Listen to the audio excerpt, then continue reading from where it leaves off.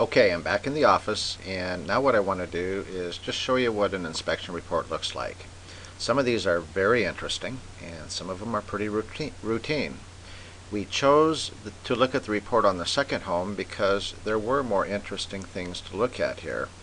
There's a few more things wrong with this house than that first Mukilteo home, and things that are very typical of the Northwest.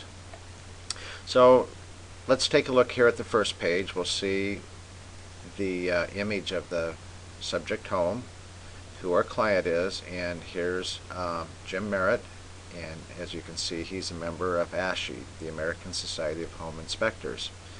Now this page here has the inspector's disclosures and disclaimers, and the explanation of the terms he uses throughout the body of the inspection.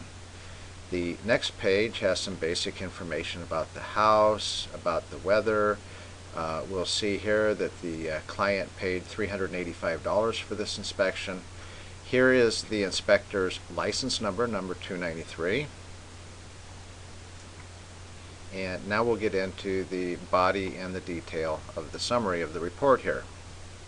So in item number 1, it says evidence of animal infestation. Well, what the inspector found, and he actually heard those in the bedroom, is there were birds nesting in the attic, and the birds had knocked out the bird blocking and had built a nest. And everybody agrees that it's not good for the birds to be there, but we're not going to disturb the babies until they leave the nest. Then that bird blocking will be put back on, any debris will be cleaned out, and it'll be just fine. But we'll let the babies get out first. And the home had a sprinkling system that wasn't hooked up. The manifolds and a lot of the material were there, but the sprinkler system had never been put into the yard, so there wasn't anything for the inspector to look at. We see that there's a retaining wall in the backyard in his exterior inspection. We'll see a photo of that later. One of the more interesting things on this home is that it was sided with LP, or Louisiana Pacific siding, which is a form of oriented strand board siding that is notorious in the Northwest for failing. It's not cheap siding. It wasn't corner cutting. In fact, a lot of people thought it was environmentally friendly, but our damp weather up here in the Northwest caused Louisiana Pacific siding to basically fail, and they paid big money throughout the early 2000s for a lot of failure, and there was a class action lawsuit and all that kind of stuff involved with it. This home had 3 or 4 areas that were pretty bad, and we negotiated a fair settlement between the buyer and the seller, and the buyer is very happy with the settlement, and he'll be able to deal with some of the siding in the future, and actually the seller is going to deal with a few of the areas immediately, so everybody was happy with the negotiation. There was a couple of broken windows that the seller is going to take care of for the buyer. Here the inspector recommends that maybe we should have the sewer between the home and the street visually inspected with a video camera, and there is a service who does that. The buyer elected not to because there are no trees in the yard, and the risk of a pipe failure in this particular house would be very small. However, in some of the older homes in Seattle on the east side where there's a lot of trees, this is a pretty good idea. You never know what you find, and it can cost a lot of money if that sewer line is compromised. So we always recommend that, and we carefully talk to the buyer about what the risks are so they make a decision on that. Roof's in good shape. There's a lot of minor little deck issues. We'll take a look at those in photographs that the inspector has supplied with the inspection here. Interestingly enough, when he checked the damper and the flue, some debris fell down. It wasn't soot or anything that we would expect, but it was leaves and needles and other debris like that. So he recommended that be all cleaned up. There was some compromised wood in the bottom of the kitchen sink from a past leak. There was some compromised floor coverings in the bathroom. The bathroom toilet needed to be tighten because it was rocking. Bathroom fan was ending its life. It sounded like there might be a bearing going out. Water heater is 8 years old, and the average life expectancy is 8 to 12 years. So the inspector counseled the buyer that he should budget for a water heater that could be coming down, the line in anywhere from 1 to 5 years. We don't know for sure, but right now the water heater is working out just fine. And let's see, the heating system is 22 years old and didn't have a good service record. So we ended up asking for the furnace in the system to be checked out very carefully because we want to make sure that it's safe. And we also found that there was water in the crawl space, and we'll see what that is in a photograph in just a moment. And we also found evidence of rodents, in this case rats, in the crawl space. So let's take a look at the photographs here.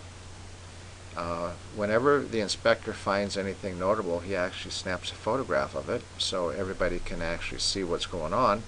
And here's that retaining wall that was noted in the report. There isn't anything wrong with it. He just wanted to make sure that the client understood it, and if they ever needed to replace it, the neighbor's retaining wall is probably a better program here, that it's actually a cement product.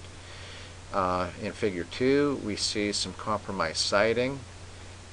Here the inspector has actually put a mirror underneath the lip of the siding, and you can see that the bottom edge of that siding has decomposed. And then here's a picture of a dormer where the siding is compromised next to the roof line here. This was a real interesting finding to us because some new siding had actually been placed on the chimney chase, like the covering over the chimney, and the south side, the east and west side were all brand new siding, but the north side, which was hidden to the view, you can see what it looks like. It's really bad, and so the seller agreed to actually replace that bit of siding before closing.